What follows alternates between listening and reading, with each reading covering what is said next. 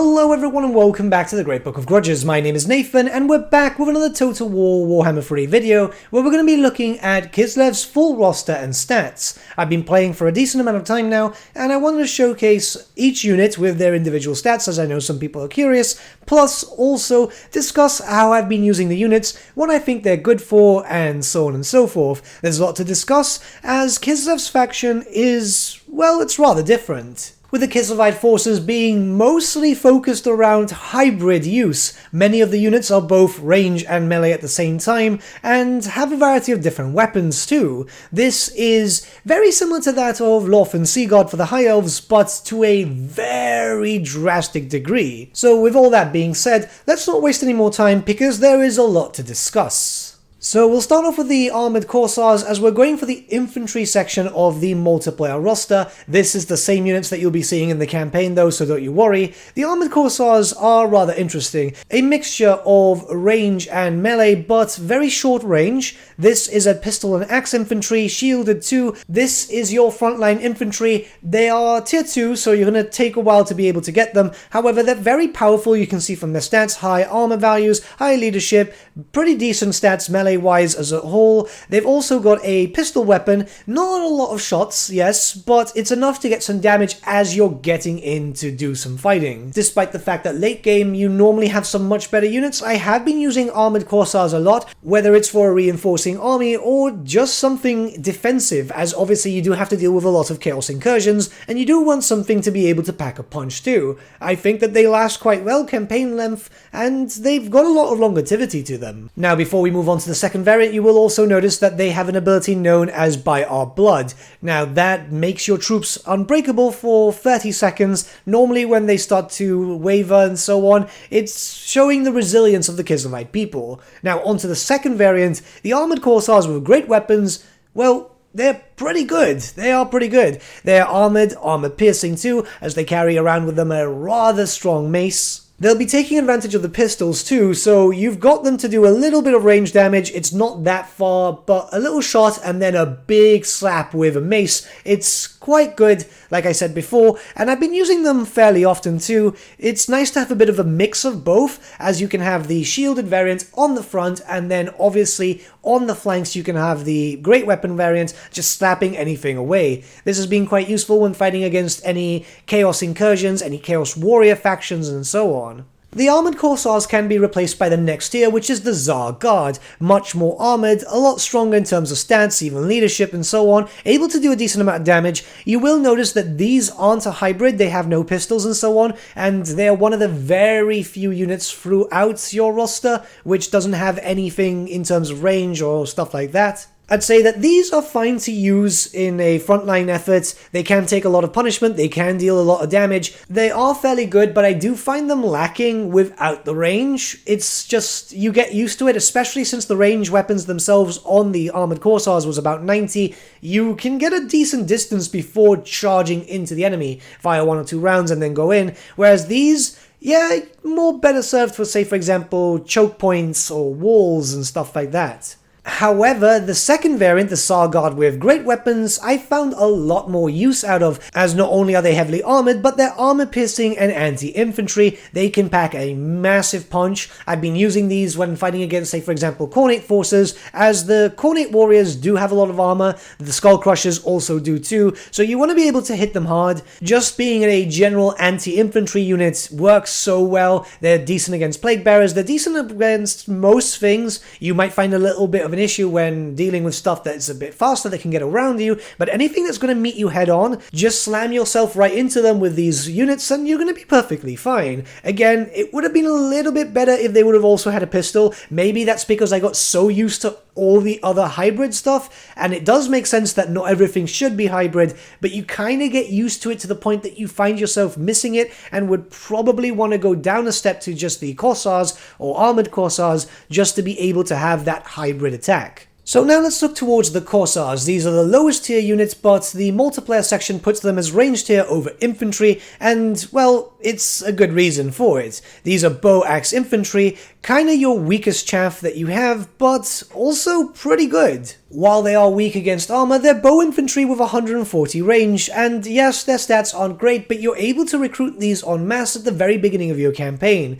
The decent range, especially early on, is beneficial to you as you're dealing with a variety of different Norskins, some possible Chaos incursions, maybe even some other Kislevites that may rebel against you. You've got a lot of damage here, and it is very well supported with extra magic. In fact, these will also kind of double as a melee unit should you so need. While they're not the best, and that's all, they're not really that good, you'll still find a lot of uses for them, and this kind of works with the second unit, which you can already see on screen, which is the Kossars with spears. It's very much the same. The only thing obviously is they have the benefit of being anti-large too. You're able to have hybrid units very early on. The spear unit is obviously more expensive when it comes to it because obviously it's anti-large too, but both of them work very well. If you need an army quickly and you have maybe a very low tier settlement and so on, Kossars are the way to go. You're able to recruit them super quick. I've seen uses of these for quite a long time, even going into late campaign. Sure, they won't have a massive damage output like, say, for example, Streltsi and so on, but being able to shoot from afar, and obviously keep in mind that bowmen are very good at firing over multiple ranks and so on, you're able to have a decent amount of damage output. The spearmen are the best if you can get them, but if you're strapped for cash, the standard ones will work perfectly fine too. The Streltsi became a favourite unit of mine long before I was able to play the campaign. Just checking them out in the preview way back in 2021 proved how fun they were going to be. These are a gun-axe infantry hybrid, but the gun is your axe too. It's kind of strange, but then again it's actually based on something quite historical. They're armoured, they're a hybrid unit, they're armour-piercing, and very good in melee combat too. If you want a gun line, this is your unit for your gun line. You can easily prop them up anywhere and fire. They've also got pretty good range at 160. I found these units to be really good at pretty much taking out Chaos Warriors from far, or if you want to put them up front, you can too. It's possible to even do a full 20 stack of these if you want to. I've actually had armies where I've got 18 of those, and for example a Ice Witch Lord and a Frost Maiden hero just so I can pelt the enemy with magic too, as these can be a front line, they can be far off, they can shoot. They're just really fun. I must say, one of my favorite units. Now we get to look at something that I was always really curious about. These are the Ice Guards. There's two different variants, but we'll start off with the sword variant, which is bow and dual sword infantry. They're anti-infantry units, quite lethal, not so protected, but able to do damage out quickly. They're also 160 range. They've also got access to an ability known as Frostbite, which slows down the enemy as they do melee attack. This slows down their speed, and this is a good thing in case you're trying to deal with anything running away, or you're trying to pin something down.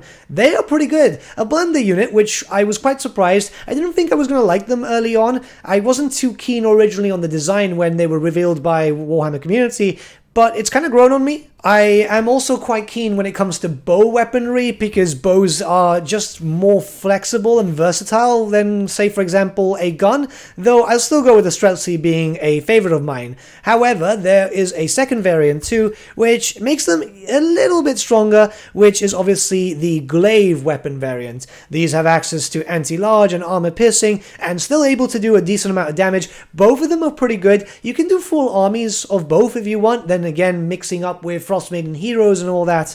I'd say out of both, I don't know, possibly the sword variant is best as an anti-infantry unit, as you can have a few other things which can work as anti-large. Even then, your Streltsi paired up with these Ice Guard works up really well. It's very dependent on your playstyle choice too, but I must say, very interesting unit. Decently fast for melee, not like too fast, but fast enough to be able to get into position and fire down on the enemies. A healthy mix of both gunpowder and shooting will work out quite well. Okay, so I have to be negative about one unit at least, and that's the Kossars Dervishes. So these are your very earliest form of cavalry. Vanguard, which is still pretty good, I must admit that they do have some uses, but low stats and no range weapons, you know, there's better units out there. Don't get me wrong, you can still use them, they're still fine if you want to get some straggling artillery, or you want to work around with some hit and run, but, you know, Kislev is known for some hit and run, and that's usually for some better cav. Throughout my campaigns, I must say that, yeah, I've used them, but only when I've absolutely needed to, or have confederated with a faction that already had some recruited. It's not a unit that I would actively recruit myself. It's just one of those units that, take it or leave it. Plus, if you want something to use as shock cavalry, I mean, there are the Winged Lancers. They're one of the most famous units of the Kislevite roster, not only in lore, but in old school tabletop way back in 6th edition when we had the supplement. These are anti-infantry, they're decently armored, they're there to do some damage. Yeah, they're more with a lance and so on. Probably not everyone's cup of tea, but I've absolutely loved them. Plus, you know, get a meme stack of 19 of them and just blast Sabaton's Winged Hussars, because, well, it kind of fits with the meme and it's always kind of fun. Now, they also cause fear too, which is pretty good, because that means that you'll be able to start nullifying any fear caused by demons, or you'll be able to fear any, let's just say, intelligent Norskins, if there's any of them, just to have them break a little sooner. Personally, I'm a big fan of these. I've always been since their original inception in the tabletop, and it's one of those units that I just can't wait to see turned into a miniature so I can paint, because they look absolutely awesome. They've got great stats too, don't get me wrong, but for me, it's just the nostalgia in a new form. If you want a stronger version, which you can use as shock cavalry or straight into the enemy lines, there is the Griffin Legion. Much stronger, as you can tell from stats, a lot heavier armored, the horses are too, and again, anti-infantry, they cause fear. The thing is, they look absolutely badass, as you can see. While yes, these units themselves aren't a hybrid, they do pack a punch. They're one of the very few units that I can see and I just say, wow, these look absolutely awesome. I need a few of them for a heroic charge. And it really does look quite satisfying when they just slam into, say, Plague Bearers or something. Obviously, it's better to use them as a shock cavalry, as the main force of yours is mostly focused around hybrid. I wouldn't say that it's completely out of the question to do a cavalry-based army, but it will suffer and will lack in terms of versatility. You'll have to get a healthy mix if you want a good army. But now we can look towards our first of many bears, and I must admit I was surprised about them. I wasn't too keen on them, as I'm not really too interested in monstrous cavalry. But yeah, they're pretty strong, they can do a lot of damage. The riders look super cool too. They're armored, they're anti-large. I didn't really expect the bears to be, but I guess it's because they have a glaive. They cause fear.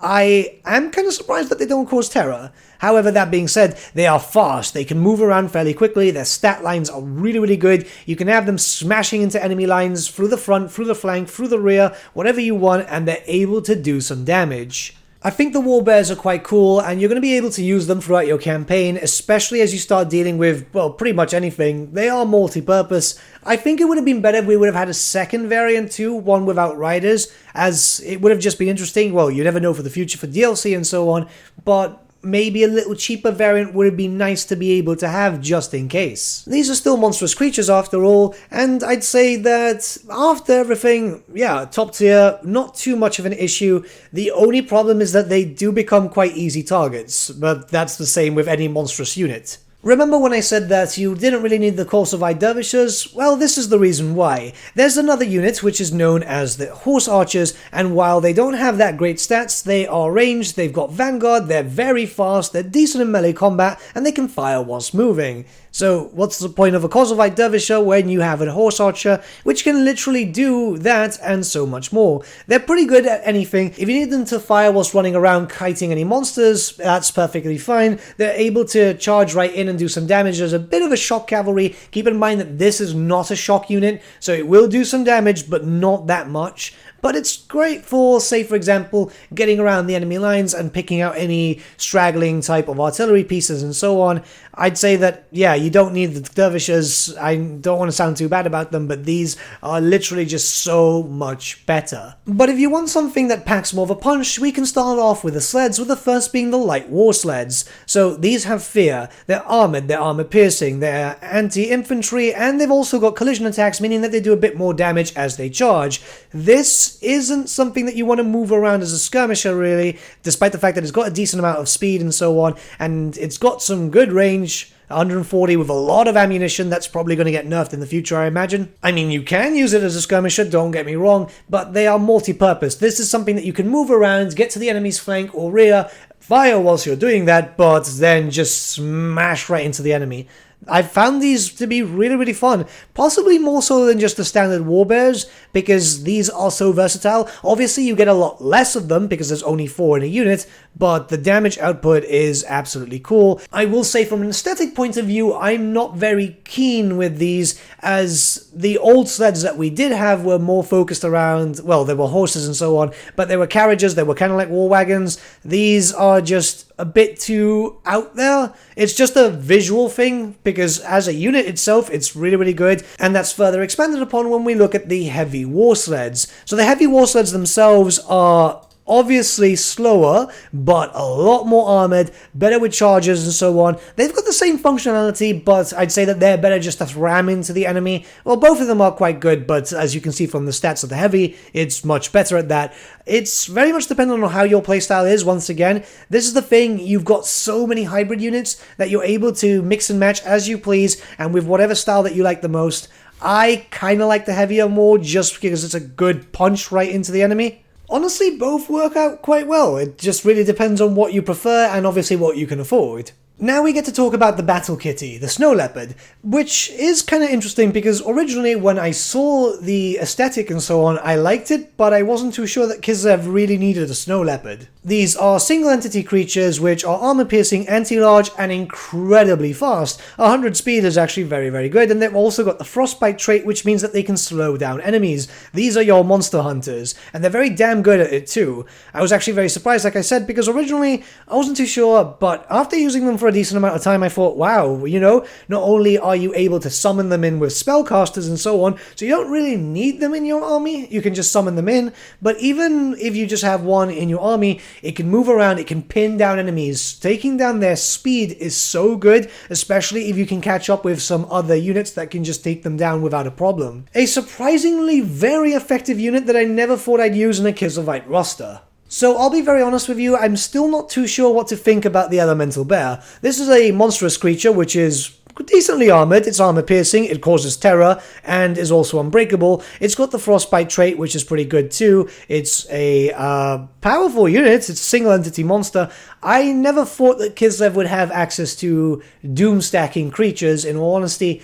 They are very, very good. They're very, very powerful. Also having some bound missile spells proves them to be quite potent. It's just, I think that it still needs to grow on me. As a unit, it's very, very usable, don't get me wrong. It's just something I never expected, but it's very, very powerful. Doomstacks are completely possible with this. The only thing is you don't really have access to, well, healing spells in general, so it depends on how it's going to be able to go, but I would say that it does present as a big monster fighter. Until we're able to get some proper healing spells though, I don't see too much of a point in this unit, maybe until later with a DLC down the line. I can't keep saying that these were units that I was never expecting because, well, it's just one of these things. Kislev has drastically changed since its tabletop edition and any lore, though I must say Little Grom was pretty cool because it's a siege artillery, it's armored, armor piercing, it's good to be throwing attack damage in there, so if you need to take it up close and personal, it's perfectly capable. I'd say it's kind of like a very aggressive chariot siege artillery piece. It's a very big hybrid. Obviously, artillery is very, very useful, and Little Grom is able to do that. Also causing fear makes them very useful up front. The bears will do the damage as they need to. I like them. I really like them. They're hybrid again. It's very interesting because, you know, hybrid artillery pieces is something that you don't tend to hear often. We do have a few of them, obviously, with the necrofax and so on, but never with a human nation, well, barring the steam tank, but this, I think, has a lot more value than the steam tank. I'd say you'd at least want to have 1 or 2 in your armies, especially in the higher tiers, because they are very useful. You can use them for 2 different things. They're pretty good, I must say. Very, very surprised. So now we can look towards the generic hero choices, and obviously we had the Frost Maiden with the Lore of Ice or the Lore of Tempest. These are 2 unique Kislevite lores. We're going to go through them in their own individual videos as to highlight the lores of magic properly. Both lores of magic are quite cool, and they offer their own things. They work very well in tandem, so you want them together. And the spellcasters themselves can actually be quite brutal, not only with spellcasting, but also acting as a hybrid. On foot, they aren't. On foot, they're squishy. On horse, they're quite fast, so they can zoom around the battlefield. But then you can have them on a warbear, which makes them do a lot of damage up close, which is something that you want anyway, as you want to be able to do as much damage as possible. You're getting a lot of hybrid stuff, especially when the warbears come into effect, which is, again, kind of linked up to the new Kislev that we're all dealing with. Now, it's very obvious that at the very beginning I was not keen on the bears, but seeing how much Kislev gets into fighting, you need the bears, and it makes a lot of sense. It would have been nice to have some different mount options too alongside it, but the future could hold that. That being said, the bears are freaking great, and I've really warmed up to them. It's quite surprising. Your other generic hero choice is the Patriarch. Again, the bear is the best option in my opinion because you can keep them up close and personal, they'll be more armored, they'll be better damage, but the Patriarch itself is not a magic user, it's more like a war priest which focuses up on buffs and so on, so you want them close to your armies anyway. They're capable of doing damage without it, but I'd say that with the Warbear, again, they'll just be so much better. They're pretty interesting because obviously it's very much like what we're used to with the war priests of the Empire, with their own specific type of augments and so on. You can compare them both. I'd say that they're both quite good, very drastically different, but still the same in a sense. It's kind of weird to explain. Magic is obviously the better option, but these buffs do kind of help out, so it very much depends on what exactly you need from your heroes. Boyars are your basic melee lord. Again, bears make them a lot tankier. I think that they could have benefited from some more unique skills, in all honesty, as they're just generic basic lords, so you don't really get too much about them, though they are cheap and they can do a decent amount of damage, you know, being anti-infantry and all that, but they'll be common as you are very stuck with the whole Ice Witch thing. If you're trying to get more of them, you have to take them through the Ice Court and all that, so Boyars will not be that ignored throughout your playthrough. I'd say that they're decent, they could have been a little bit better. They wouldn't be something that if, say for example, we had the Ice Witches constantly, I would not be recruiting Boyars, but as I'm kind of forced to play with them, they're okay, nothing too great, but it's still a lord choice, right? Again, the bear makes them a lot tankier, which is kind of expected now. They get brown bears at least too, because everything was mostly frost bears, which, you know, I get it from the temperature and all that, but, you know, it's just nice to have different types of bears. Like I said before, the Ice Witches, regardless of lore of magic, are probably my go-to, especially as soon as I can. I wouldn't want the Boyars if I could just get the Ice Witches constantly. That's mainly because they have laws of magic, they have their own unique spells and so on, and they're able to be a bit more versatile, plus they kind of match up with the Boyars as soon as you put them on a bear anyway. The spells themselves are cool, both different laws will be outlined in a future video, don't worry about that. It's just a bit of a shame that you have to wait to be able to get them, as you're kind of forced to stay with the Boyars for a while, which, don't get me wrong, I understand why it's the case, because, you know, magic is obviously stronger here. But like I said just recently, I wouldn't rely too much on the Ice Witches if the Boyars had a little bit more uniqueness to them. But the good thing is it doesn't take too long to be able to start recruiting Ice Witches, and if you just keep doing that to prepare it, you'll have them ready, and just being able to recruit them whenever. It's obviously depending if you have the currency or not, it can be a bit of a process if you're not used to it. But the Kislev roster, despite being a bit small, is still very strong, at least that's from my experience. Keep in mind, obviously, having so many hybrids does help. Having 2 different laws of magic also helps too. I must say, it's something that I didn't expect. Keep in mind that I've been a Kislevite fan since, well, a long time ago in the tabletop. It's making me feel very old even just thinking that. So seeing them in this new iteration, it's exciting, I must say, not only for just Total War, but maybe the tabletop too, when we eventually see this army in the miniature form. I must say, I kind of like the hybrid roster. It's a bit weird to get used to at the very beginning, because you're not so reliant on so many different things, and you do definitely have a stronger power level than most other races and factions at the very beginning, just because everything is, well, near enough everything is a hybrid unit, but it's very easy to get used to just straight off the bat. You've got a lot of different choices too, so it really depends on your possible playstyle. I still kind of like doing the Mimi lists with, like, say for example, the Wing Lancers and so on. I must say, it's a pretty good roster. I'm not a lot of complaints. I'm fairly positive throughout this video, I think. But let me know what you think about the Kislevite roster in the comments below, and let's start a bit of a discussion. I'm rather curious to see what you guys think, especially those with that might have had some reservations due to Kislev's drastic change in the lore, aesthetically, and now from what it seems gameplay style too. So yeah, let's discuss. But with that, my friends, we've come to the end of our video. Thank you so much for watching. If you did enjoy the video, might I suggest giving the video a like, or even subscribing to the channel, as it really does help us out.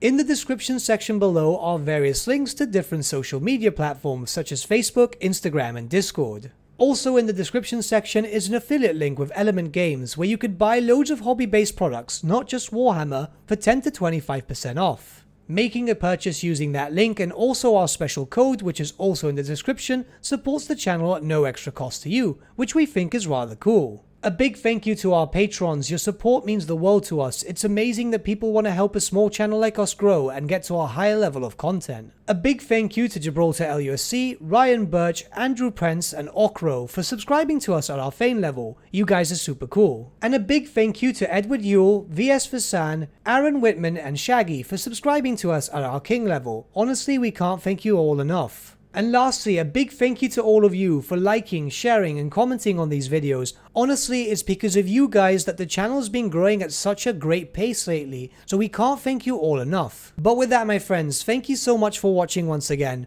and we shall see you all again very, very soon. Have a good day.